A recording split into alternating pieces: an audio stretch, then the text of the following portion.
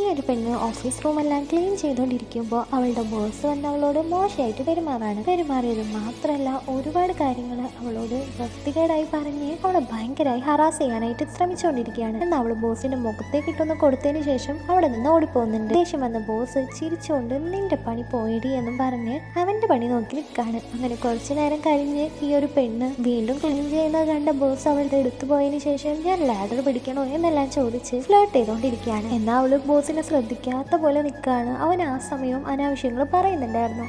അപ്പോഴാണ് ഈ ബോസിന്റെ വലിയ ബോസ്, അതായത് ആ കമ്പനിയുടെ മാനേജർ പോസ്റ്റിലുള്ള ആൾ അവിടേക്ക് വന്നതിന് ശേഷം ബോസിനോട് പറയാണ്, നിനക്കിന്ന് നല്ല വർക്ക് ഉണ്ട്, കാരണം നമ്മുടെ കമ്പനീനെ ഓഡിറ്റ് ചെയ്യാനായിട്ട് കുറച്ച് ആൾക്കാർ വരുന്നുണ്ട്, കുറച്ച് കണക്കുകളൊക്കെ ആകെ മാറിക്കിടക്കാണ്, എന്തായാലും നീ അതെല്ലാം ശരിയാക്കാൻ പറയുന്നുണ്ട്. ഈ ഒരു ബോസാന്ന് വെച്ചാൽ സന്തോഷത്തോടുകൂടി ഉറപ്പായിട്ട് ഞാൻ ശരിയാക്കി തരാം, അതിനുള്ള കമ്മീഷൻ എനിക്ക് തന്നാൽ മതി എന്ന് പറയാണ്. പക്ഷേ ഈ ഒരു മാനേജർ ആ സമയം പറയാണ്, നീ ഈ വരുന്ന ആൾക്കാർ സ്പാനിഷിലുള്ളവരാ, അതുകൊണ്ട് നീ സ്പാനിഷ് ലാംഗ്വേജിൽ വേണം അവരോട് സംസാരിക്കാൻ, അവർക്ക് ഇംഗ്ലീഷൊക്കെ അറിയാം, എന്നാലും സ്പാനിഷിൽ സംസാരിച്ച് നമുക്ക് അവരെ വീഴ്ത്താം എന്ന് പറയാണ്. ഇവനാന്ന് വെച്ചാൽ സ്പാനിഷ് അറിയില്ലായിരുന്നു. പക്ഷെ ഇവന്റെ റെസ്യൂമിൽ ഇവൻ ഓൾറെഡി സ്പാനിഷ് അറിയാമെന്നോണ്ട് എഴുതിയിട്ടാണ് ആ ഒരു കമ്പനിയിലേക്ക് ജോലിക്ക് കയറിയത്. ഇനി സ്പാനിഷ് സംസാരിച്ചില്ല എന്നുണ്ടെങ്കിൽ അവന്റെ ജോലി പോകുന്നവർക്ക് ഉറപ്പുള്ളതുകൊണ്ട് തന്നെ മാനേജറോട് ആ കാര്യങ്ങളൊന്നും പറയാതെ അവൻ സമ്മതിക്കുന്നുണ്ട്. പിന്നീട് ക്ലീൻ ചെയ്യുന്ന ലേഡിയുടെ അടുത്ത് പോയതിനു ശേഷം ഈ ബോസ് സഹായം ചോദിക്കുകയാണ്. അവളോട് ചെയ്ത എല്ലാത്തിനും സോറി പറഞ്ഞുകൊണ്ട് നീ ഞാൻ പറയുന്ന കാര്യങ്ങളൊക്കെ സ്പാനിഷിലേക്ക് തർജിമ ചെയ്ത് തരുമെന്ന് ചോദിക്കുകയാണ്. ആ ഒരു പെണ്ണും ബോസിന്റെ സോറി അക്സെപ്റ്റ് ചെയ്തുകൊണ്ട് തരാമെന്ന് പറയാണ്. അങ്ങനെ പിറ്റേ ദിവസം അവളെല്ലാം തർജിമ ചെയ്ത് ബോസിന്റെ ഓഫീസിലേക്ക് കൊണ്ടു കൊടുക്കുന്നുണ്ട്. എന്നാൽ പിന്നീട് അവന്റെ കാര്യങ്ങളെല്ലാം കഴിഞ്ഞതിന് ശേഷം അവളോട് വീണ്ടും അവൻ അപമര്യാദയായിട്ട് പെരുമാറാണ്. അവൾ വീണ്ടും അവനെ അടിച്ചുകൊണ്ട് അവളിൽ നിന്ന് പോകുന്നുണ്ട്. ഇന്ന് തന്നെ നിന്റെ വീട്ടുകാരും നീയും ഇതിനുള്ളത് അനുഭവിക്കുമെന്ന്